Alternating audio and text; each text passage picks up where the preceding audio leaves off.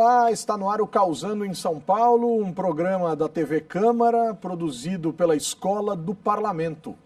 Semanalmente trazemos para você uma conversa com quem está causando na cidade, mobilizando, defendendo uma causa, ativando redes, transformando, construindo valores democráticos e contribuindo com um mundo mais plural. Para quem não sabe, a Escola do Parlamento é parte da estrutura administrativa da Câmara Municipal de São Paulo e tem como função fomentar atividades educativas que nos leve a pensar a cidade, a gestão pública e a democracia. Para nos ajudar nessa reflexão de hoje, recebemos Fernando Húngaro, integrante do projeto Extrato Público e um dos vencedores do Hacking Sampa 2017, que foi realizado aqui na Câmara Municipal. Bem-vindo, Fernando. Obrigado. Tudo jóia? Tudo certo. Fernando, eu vou começar pelas suas habilidades profissionais, pelas coisas que você faz. O que é um desenvolvedor de web? O desenvolvedor de web, ele programa sites e aplicativos. O desenvolvedor web é aquele que torna dinâmico os códigos de outros desenvolvedores. Por exemplo, a gente tem desenvolvedores que a gente chama de back-end. E tudo que está por trás ali, que tem as funcionalidades, quem faz é o back-end. E o desenvolvedor web é aquele cara que pega todo esse trabalho, pega uma base de dados e ele consegue colocar de uma forma visível para as pessoas entenderem. Ou seja, vocês são facilitadores de compreensão. Sim, o desenvolvedor web ele foca muito na experiência do usuário. O usuário ele tem que olhar aquele site ou aquele aplicativo e entender sem que alguém precise explicar para ele. E aí vocês, por exemplo, decodificam, facilitam, tornam mais amigável um ambiente, por exemplo, de informações no setor público. Também. Em qualquer área de desenvolvimento, tanto web como back-end, a missão é tornar uma tarefa que seja manual ou que seja difícil, mais fácil. E a gente usa isso muito nas empresas, né? E aqui na Câmara a gente conseguiu implementar, tornando uma tarefa da controladoria que gerenciava alguns gastos, que era uma forma mecânica, a gente transformou em algo dinâmico e algo que eles têm menos dificuldade de fazer aquilo. Agora vamos entrar especificamente nessa questão da Câmara Municipal. Vocês ganharam o Hacking Sampa, que é um hackathon, mas eu acho que a gente vai precisar decodificar, né? Já que eu tô conversando com um decodificador, né? Quer dizer, que eu estou conversando com um cara que torna o ambiente mais amigável, acho que não são todas as pessoas, por vezes, até por uma questão de geracional, que dialogam facilmente com alguns termos. Então, por exemplo, o que é um hackathon? Um hackathon é uma maratona de desenvolvimento. Geralmente dura entre 2 a 3 dias e a empresa que contrata, que cria o hackathon, ou o órgão, eles dão um tema pra gente. E geralmente é um tema bem abrangente, como aqui foi corrupção.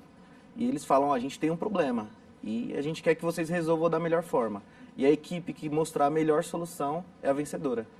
Então, nesse caso específico da Câmara Municipal, um determinado gabinete da Câmara, de um dos vereadores da Câmara, enfim, criou a ideia de um desafio, e esse desafio era como nós podemos, por exemplo, contribuir no combate à corrupção. Isso, exatamente, com tecnologia. Com tecnologia, claro. E aí as pessoas se inscrevem nisso como uma maratona, você bem disse, né? A gente vai lá e se inscreve na maratona. E aí você trabalha sozinho, Fernando? Ou é uma galera, um grupo? Na verdade, foram grupos de 4 pessoas, 4 a 5, se eu não me engano. E é impossível fazer sozinho, porque as pessoas veem programador, desenvolvedor, como se ele fizesse tudo. Mas geralmente, para trazer um software, um site, um aplicativo bem feito, precisa de no mínimo 3 a 4 profissionais. Cada um de uma área, que cada um fazendo a sua função, a gente consegue fazer algo legal. Então, o extratopúblico.com.br, que vocês criaram a partir dessa maratona, vieram para cá, passaram, sei lá, 2 noites aqui, uma noite aqui, enfim. Uma noite. Então, 2 dias inteiros, isso, praticamente. 36 horas. 36 horas? Seguido. E em 36 horas vocês botaram de pé? Isso foi a primeira fase. Esse hackathon ele teve 2 fases. Na primeira fase, a gente passou 36 horas e entregou funcionando já. E aí a gente foi selecionado para a próxima fase, onde ia ter a premiação. Aí a gente teve um período de 1 mês para melhorar o projeto. e voltar só para fazer a entrega do projeto final. Mas dentro dessas 36 horas o nosso projeto já saiu funcionando. Como é que é o ambiente desses eventos? Por exemplo, fica uma galera assim, ficam grupos com mesa, aí você traz o seu próprio computador, ou o lugar te coloca lá um computador. Cara, como é que é? Eu vou usar até um termo, né? Como é que é a vibe desse negócio? Assim? Como é que é o lance? Olha, pra gente, como profissional, é muito bom participar desses eventos, porque você conhece outros profissionais, você vê a galera debatendo assuntos do seu dia a dia, e você tem que trazer o seu notebook, até desclassificado, quem não leva o próprio notebook. E é como se fosse um médico trabalhar sem bisturi. O desenvolvedor, o programador, ele tem que levar o notebook dele. E a energia é muito legal. Assim, a gente passou 36 horas acordado, mas quando a gente sai daqui, dá saudade. Tipo, quando sai desse evento, dá saudade porque são 36 horas muito produtivas. Você se lembra quantas equipes tinham no Hackathon daqui? Tinha 11 equipes. 11 equipes. Então vamos pensar, são 11 equipes, vamos pensar que aí de 4 pessoas cada uma, 44 pessoas trabalhando ao mesmo tempo no mesmo lugar. Sim. A lógica é competitiva ou colaborativa? Quer dizer, você pode chegar numa equipe e perguntar se o cara tem alguma facilidade para alguma coisa, ou trocar uma ideia, ou pedir alguma coisa, ou é uma coisa mais de competição mesmo? Então, é uma coisa mais de competição. Como a gente participa de muitos, a gente acaba conhecendo... por exemplo, eu competi em um outro hackathon há algum tempo atrás, e eu estava competindo com um rapaz. E passou um tempo, eu participei de outro hackathon, e esse rapaz estava na minha equipe. Então, tem esse lance de competição, mas ao mesmo tempo, a gente conhece as pessoas. Ou seja, pode ser uma coisa meio até... Vou tentar fazer um paralelo aqui. Como no tênis. Hoje eu jogo contra você, amanhã a gente forma uma dupla e entra num torneio de duplas juntos. Quer dizer, sim, rola óbvio que uma lógica de competitividade, mas ao mesmo tempo também rola uma lógica de, pô, esse cara tem umas habilidades legais, eu acho que seria legal eu competir junto com ele, por exemplo. Com certeza, a gente está lá trabalhando e na hora que apresenta, a gente fala, nossa, aquela outra equipe apresentou um projeto legal e eu preciso de um cara daquele na minha equipe. E no próximo evento a gente tenta trazer esse cara para dentro da equipe. Assim, tem muito essa competitividade, porque tem premiação. Geralmente esses eventos eles dão a premiação, mas por convívio com essas pessoas também rola uma parceria às vezes. Uma curiosidade, é possível se viver, economicamente pensando, desse tipo de evento ou desse tipo de universo? Ou, claro, você também tem outros trabalhos, outros empregos, outros trampos, digamos assim, né, que você vai correndo atrás, enfim? Não é possível viver disso. A premiação é muito baixa e os eventos não são sempre.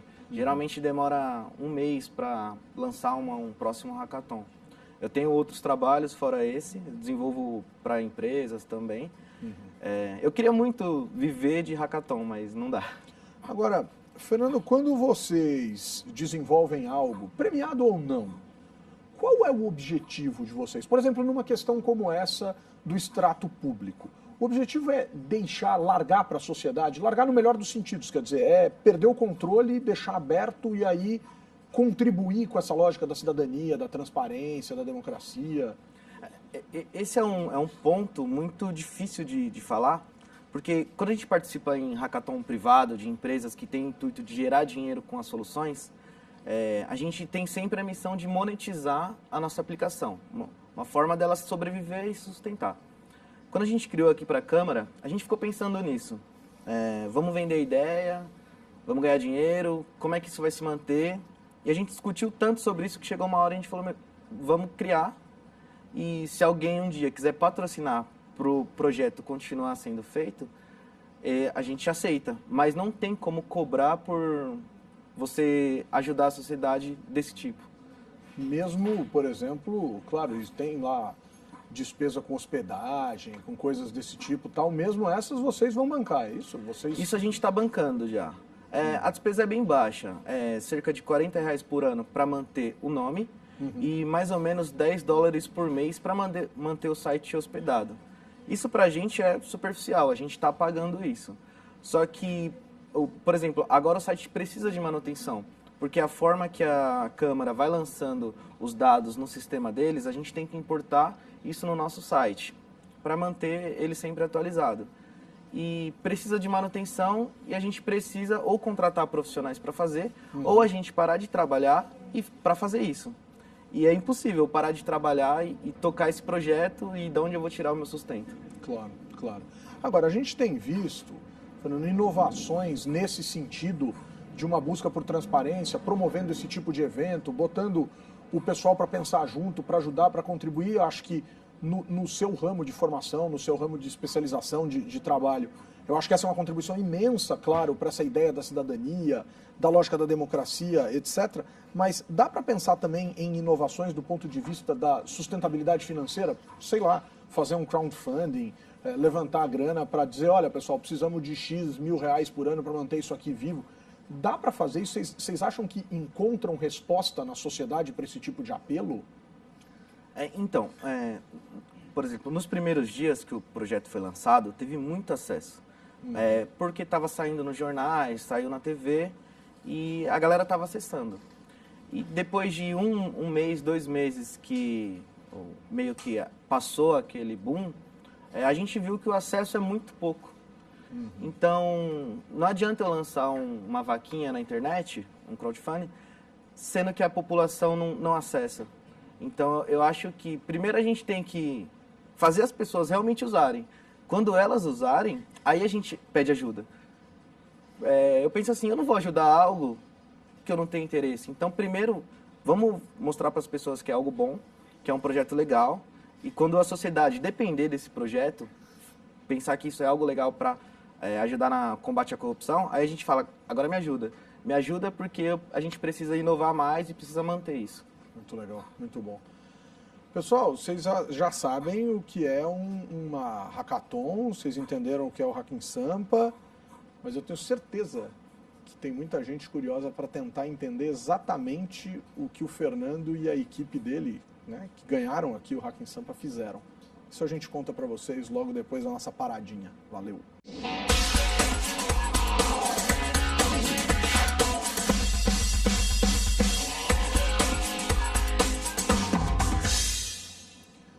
Causando em São Paulo está de volta, hoje recebendo o Fernando Húngaro e contando para a gente aqui sobre hackathon, sobre Hacking Sampa e aí sobre o projeto que ele foi o vencedor aqui com a equipe com a qual ele trabalhou, né, com a galera aí desenvolvendo o extratopublico.com.br.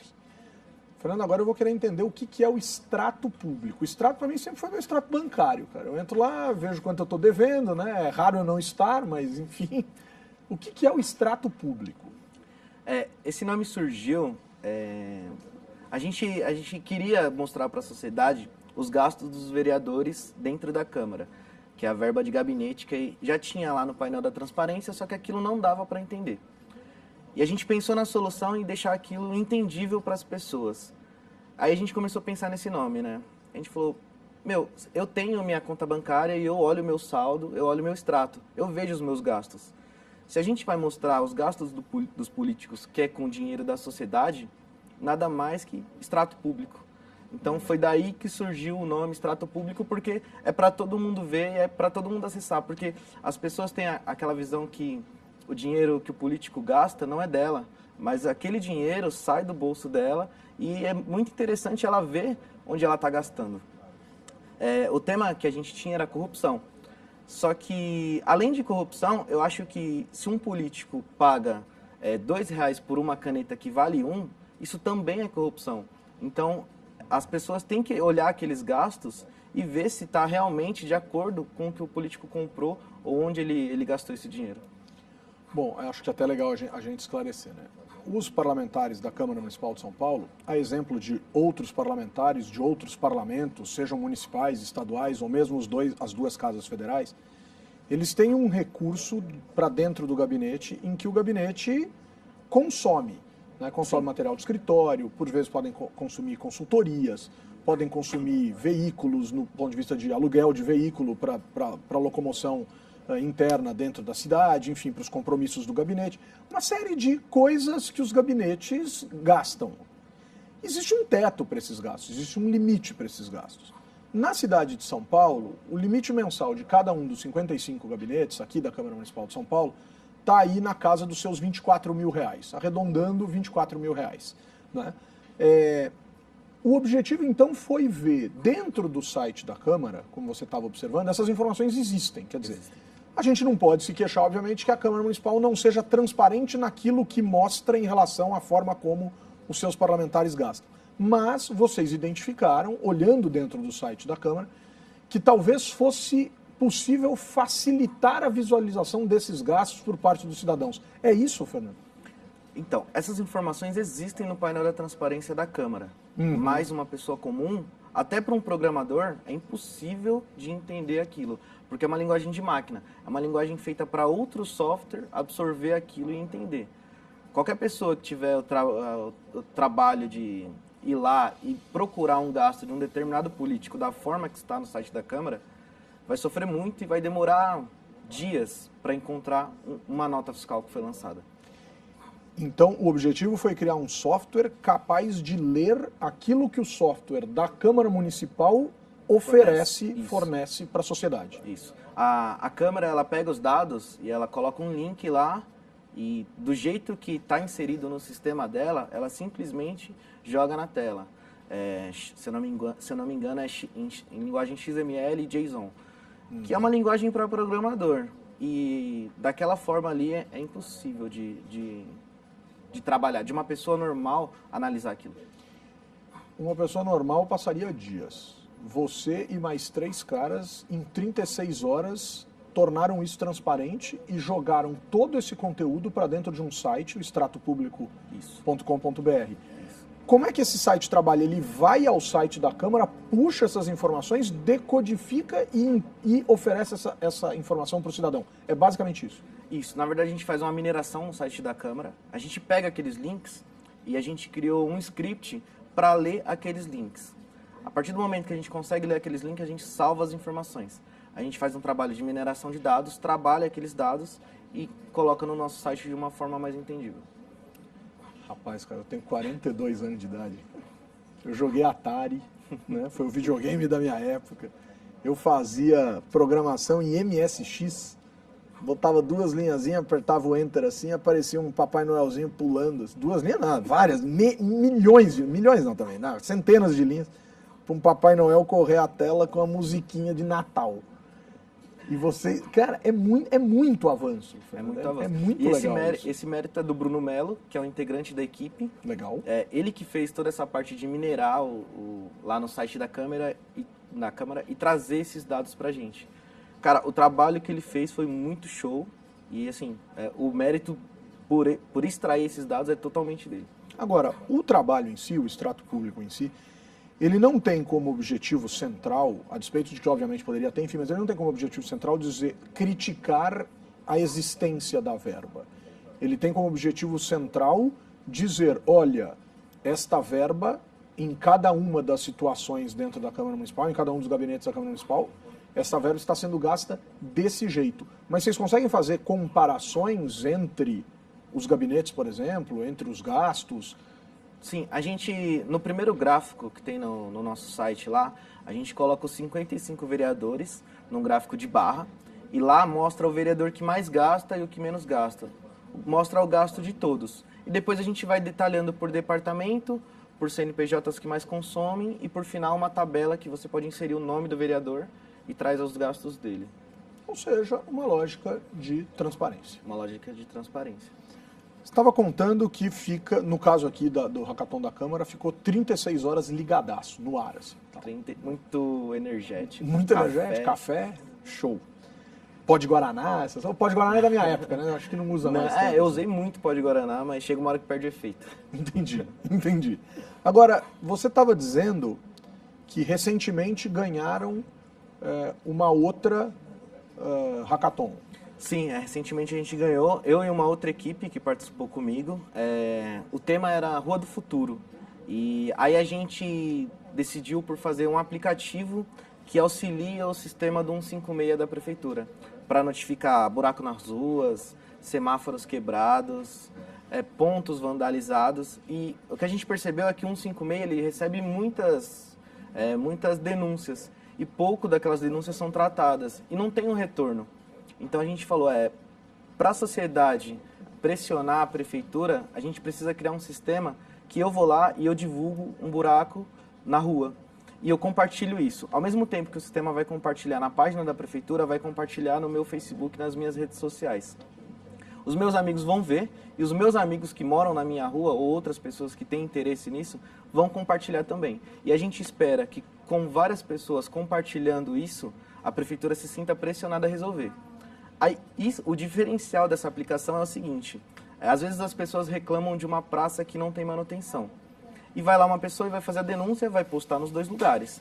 A partir do momento que 30 pessoas curtiram ou compartilharam essa publicação de uma praça sem manutenção, a gente vai falar: olha, a prefeitura não resolveu, mas você que reclamou, você teria o interesse de vir fazer uma limpeza na praça como mutirão?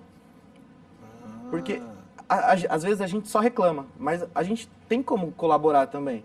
E uma limpeza numa praça, eu acho que é muito simples e deve ser até prazeroso para as pessoas que vão participar. Sem dúvida. Tem uma lógica de sociabilidade, tem uma lógica de responsabilização pela questão pública. Mas o que você está colocando, se no extrato público existe uma lógica muito clara associada à ideia da transparência, né, de tornar mais claro o que acontece, como se gasta o recurso público, etc., né, nesse segundo que você está relatando para a gente, como é que chama o aplicativo? A gente pensou no nome Proteste. Proteste. O extrato público já é funcional e já está rodando. O Proteste, ele ainda está como protótipo e a gente está trabalhando nele. Mas a gente ganhou com essa ideia. Legal. Então vamos pensar aqui no Proteste. É um nome ainda piloto, mas vamos pensar na ideia do Proteste. O Proteste tem uma lógica de pressão e democratização, né? E atuação conjunta. É interessante, né? Aqui na Câmara foi aprovado há alguns anos atrás um projeto de lei que permitia que o cidadão postasse fotos quando entrasse no 156 via internet. Né? Tem lá um espaço semelhante a 156 via internet e tal, o sujeito poderia apresentar foto. Agora, o que você está dizendo, que é mais interessante, é que para além da possibilidade de jogar uma foto para a prefeitura observar um problema, é que você está querendo, e aí eu vou até aproveitar para fazer um merchan do nosso programa aqui, você está querendo mostrar que dá para causar em cima da foto. Dá para causar. É mais ou menos isso, né? Dá para causar, e as pessoas se juntando, pressionando, causando ao mesmo tempo, tem muito mais impacto do que uma reclamação só. Perfeito. Isso vai para o Face, vai para o Instagram, vai para onde isso? Inicialmente a gente programou para ir para o Facebook. Legal. E assim, se a gente posta na página da prefeitura, só eu e os meus amigos veem. Outras pessoas não veem porque ela tem uma moderação. Então a gente pensou, vamos postar na página da prefeitura e vamos postar na página da pessoa também para ela poder compartilhar com os amigos dela. E isso vai ser possível por um aplicativo? Por um aplicativo. Na verdade, é um aplicativo onde a gente vai capturar as fotos, pegar a descrição do problema e postar. E a gente criou um site também, que no site vai ter as reclamações que estão pendentes, as que estão solucionadas. Aí a gente pensou, a gente criou, na verdade, uma dashboard de todos os problemas que tem na cidade de São Paulo. E as pessoas fazendo a reclamação por esse aplicativo, a gente ganha muito conhecimento. Por exemplo, eu vou ter dados de quantos buracos aproximadamente tem na cidade de São Paulo, quantos semáforos estão quebrados. E isso é um dado muito rico. A gente pode trabalhar com empresas que têm o interesse de participar de licitações, por exemplo. Eu tenho uma empresa e eu quero participar de uma licitação de tapa-buraco. Só que eu não sei quantos buracos tem na cidade de São Paulo. Ou eu estou duvidando da informação que a prefeitura me passou. Então a gente vai ter esse dado, que foi o próprio cidadão que alertou, e a gente vai ter as fotos, o nome da pessoa, os dados dela e o endereço, que a gente vai ter a geolocalização. Então a gente pode trabalhar com empresas de licitação, a gente pode pedir colaboração para mercados próximos, porque a gente vai ter o perfil daquelas pessoas, daquela região. Então, ao mesmo tempo que a gente pressiona a prefeitura, a gente engaja a população e a gente tem dado para manter esse projeto trabalhando. Muito legal, muito legal. Os caras literalmente causam.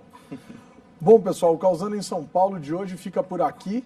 Acompanhe a programação da Escola do Parlamento. Acesse o portal www.câmara.sp.gov.br/Escola do Parlamento e até a próxima. Valeu, pessoal. Obrigado também. Obrigado.